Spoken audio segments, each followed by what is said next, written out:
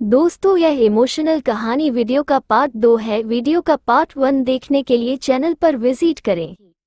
और आंखों से आंसू नहीं रुक रहे थे। अचानक मेरे कमरे में कुछ हुआ। मैं लाइट ऑफ करके लेटी गई। मुझे ऐसा लगा जैसे मेरे पीछे मेरे पति की जगह पर कोई आकर लेट गया है। मेरे कदमों तले से जमीन खिसक गई। मेरी सांसें तेज हो गई और मेरे दिल की आवाज मेरे कानों में गूंजने लगी। मेरे अंदर हिम्मत नहीं हो रही थी कि मैं पलट कर देखूं। मैं बहुत डरने लगी। जब कोई इस दुनिया से चला जाता है तो इंसान चाहता है कि वह कहीं से भी वापस आ जाए और हम उसको देख सके। लेकिन ये जिंदगी में इतना खौफनाक होगा मुझे अंदाजा भी नहीं था। मैं बहुत डरने लगी थी, बल्कि मुझे ऐसा लगने लगा था कि बेड पर कोई लेटा हुआ है और इसके वजह से बेड भी नीचे झुक गया था। मुझे पलटने की हिम्मत नहीं हुई और यकीन हो गया कि शायद मेरे पति ने सपने में आकर सच कहा था और वे सचमुच मेरे साथ थे, मेरे पीछे लेटे हुए थे।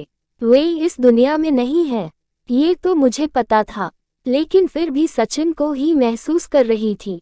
मुझे उनकी सांसों की आवाज और उनकी खुशबू महसूस हो रही थी।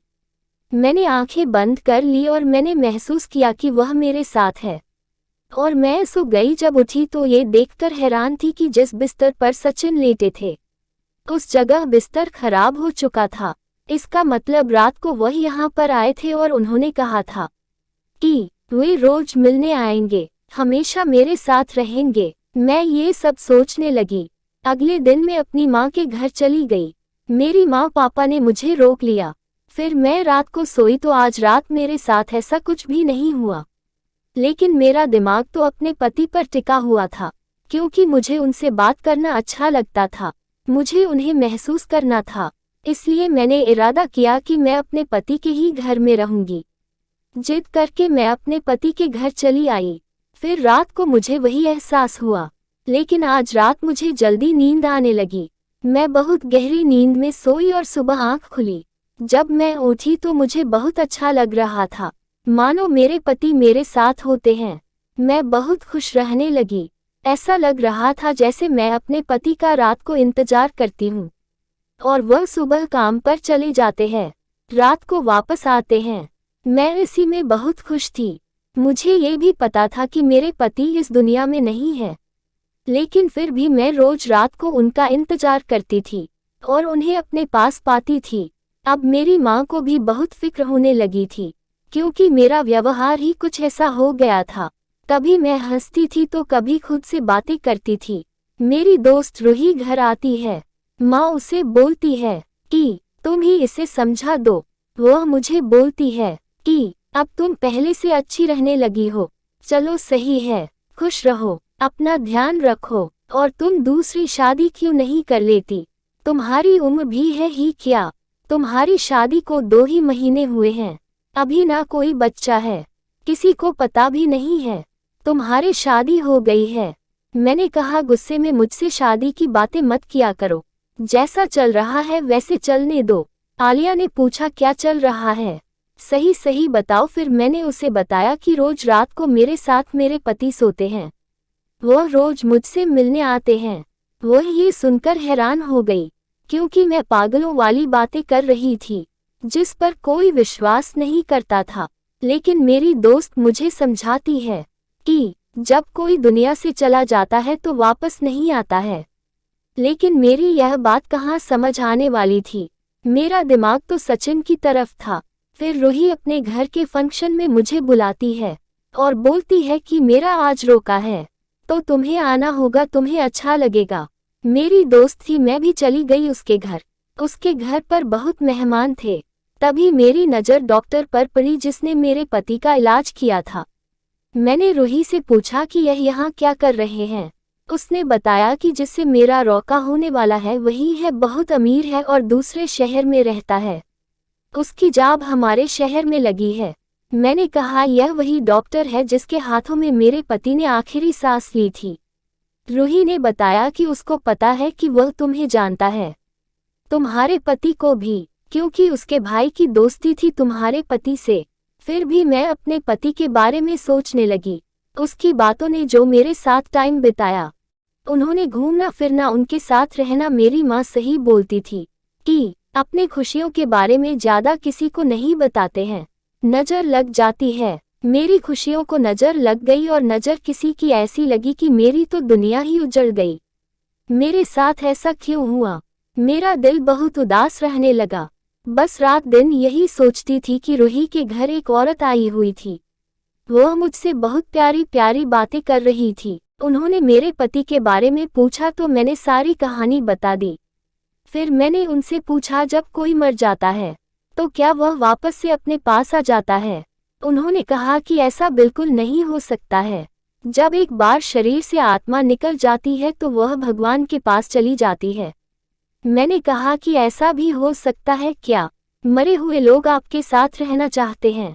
वह मरे हुए लोग वापस आ जाते हैं उससे?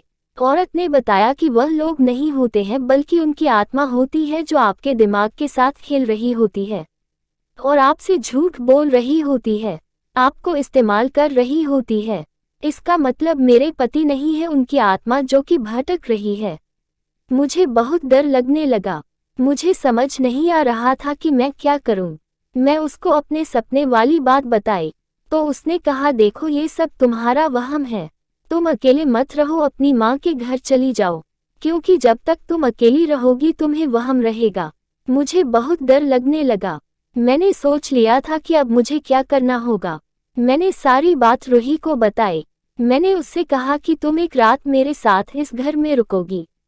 इसे भी डर लग रहा था, लेकिन इससे बात की और मना लिया और कहने लगी कि जरा सा भी कुछ हुआ, परेशानी हुई, हमें कोई डर लगा तो हम तुरंत तुम्हारी माँ के घर चले जाएंगे। मैंने कहा, मैं कौन सा इतनी बहादुर, मैं भी तुम्हारे साथ भाग जाऊंगी। मैं खुद कौन सा बहादुर हूँ, मुझे भी डर लग रहा था। वह मेरे साथ घर आ गई। मैंने कहा, तुम मेरी जगह लेट जाना, क्योंकि जैसे ही मैं करवट बदलती हूँ मुझे कुछ भी महसूस होना बंद हो जाता है। मैंने कमरे की लाइट बंद कर दी और साइड पर खड़ी हो जाऊंगी। तुम मेरी जगह लेट जाना, फिर देखते हैं क्या होता है। इतनी डरी हुई थी कि बार बार मना कर रही थी। फिर मैंने अपनी दोस्ती का वास्ता दिया और वह मान गए। कहने लगी, ठीक है। मैं पर्दे के पीछे छुप गई। मैंने आज कमरे में थोड़ी सी रोशनी कर रखी थी, बस इतनी रोशनी थी कि ठीक से कुछ नजर आता। मेरी दोस्त मेरी जगह लेट गई और बिल्कुल ऐसे जैसे मैं लेटी थी। उसका चेहरा मेरी तरफ ही था। मैंने इशारे से कहा, मैं यहीं खड़ी हूँ, डरने की बात नहीं है। मैं बैग की तरफ ही देख रही थी। अभी तो वहां पर कुछ भी नहीं था, लेकिन ये भी हो सकता था कि मुझे मेरे पति की आत्मा दिखाई न दे। लेकिन जिस तरह से वह बिस्तर खराब हो जाता था और बैग पर भी मुझे वजन महसूस होता था, इसका मतलब कोई तो होगा। अब रात के 2 बजे बज गए और मेरी आंखों ने ऐसा मंजर देखा कि पैरों तले से जमीन निकल गई। इस घर में खिड़की से कोई अंदर आया। वह कोई आदमी था, लेकिन उसका कद मेरे पति से ज्यादा था। थोड़ी देर के बाद 3 लोग अंदर आए, जिसमें से एक आदमी एक तरफ खड़ा हो गया और 2 आदमी पहले आए हुए थे। उसने रुमाल पर कोई दवाई लगाई और मेरी दोस्त के नाक के पास जाने लगे, जो आंख बंद किए लेटी थी। इतने में ही मैंने चीखना शुरू कर दिया। वे लोग भी हैरान हो गए थे। मैंने तुरंत लाइट ऑन कर दी, लेकिन सबसे ज्यादा तो मेरी दोस्त हैरान थी, क्योंकि इस कमरे में जो आदमी खड़ा था वह उसका मंगेतर यानी वही डॉक्टर था, जिसके हाथों में मेरे पति ने दम तोड़ा था।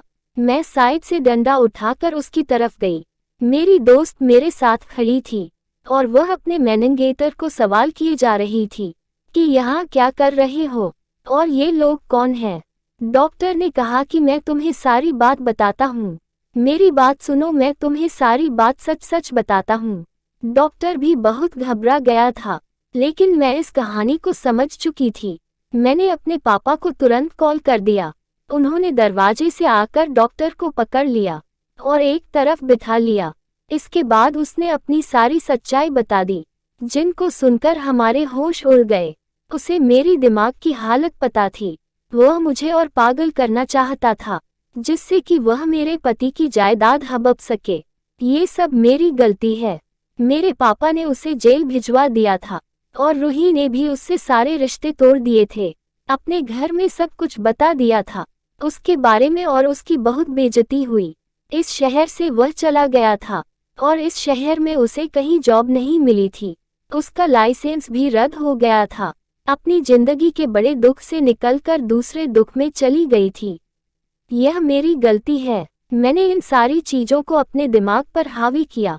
जब एक इंसान दुनिया से चला जाता है तो वह वापस नहीं आता है। ऐसे ही कुछ दिन गुजर गए। मेरे पापा ने मुझे डॉक्टर को दिखाया और मेरे दिमाग की हालत धीरे धीरे ठीक होने लगी। अब मैं उस घर से बाहर चली गई थी। मैंने वह अपने पति का घर बेच दिया था और मैं अब जॉब करने लगी थी। अपनी लाइफ को एंजॉय कर रही हूँ, अपना अतीत भूल कर आगे बढ़ रही हूँ और अभी मैंने शादी का कुछ नहीं सोचा है। अभी मुझे अपने तरीके से जीना है। दोस्तों, उम्मीद करती हूँ मेरी कहानी आपको पसंद आई होगी और अगर पसंद आई है तो लाइक कमेंट जरूर करें।